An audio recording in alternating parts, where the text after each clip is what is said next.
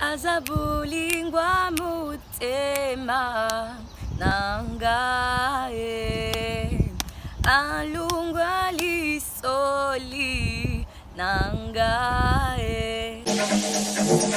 Run.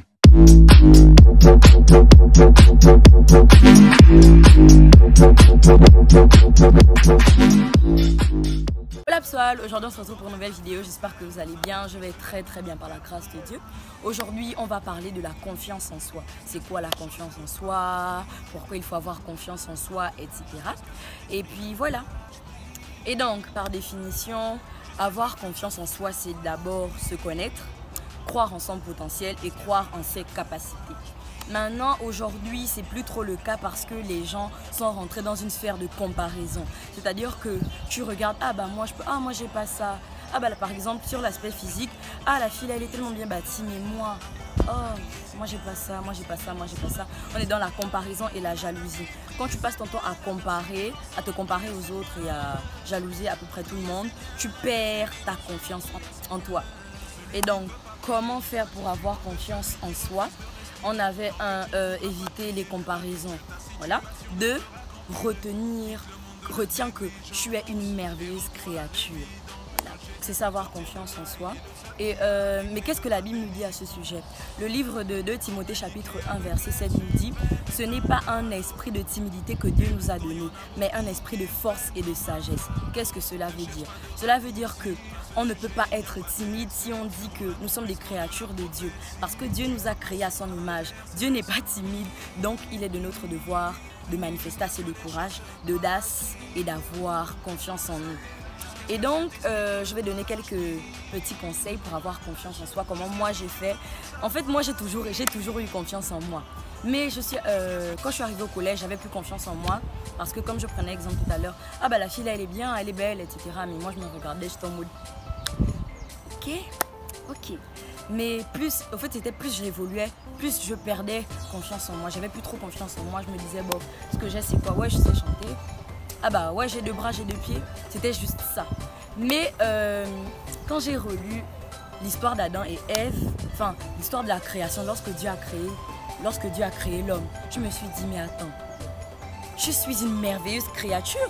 Si Dieu m'a créé à son image, si je suis la créature de Dieu, Dieu ne crée rien au hasard. Il a pris le temps de me mettre 2 yeux, de me créer un nez, une bouche, de mettre mes oreilles. C'est-à-dire qu'il a pris son temps pour me créer. Donc je ne suis qu'une merveilleuse créature. Et en tant que merveilleuse créature, je ne peux qu'avoir confiance en moi. Et c'est comme ça que j'ai appris à fonctionner. C'est comme ça que j'ai pu augmenter ma confiance en moi. C'est comme ça que je me suis dit, ah bah ouais, Malice c'était quand même, ouais, je suis une merveilleuse créature. Et donc c'est comme ça que j'ai pu augmenter ma confiance en moi. Mais la première clé, il faut arrêter les comparaisons. C'est-à-dire, ouais, moi j'ai pas ça, moi je sais pas faire ça.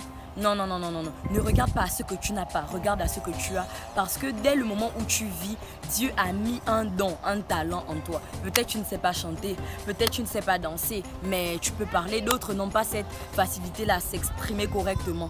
Donc c'est ça. Et donc je t'invite à lire le livre de Genèse chapitre 2 verset 7. Et donc 3, comme je le disais au préalable, Dieu nous a donné des dons.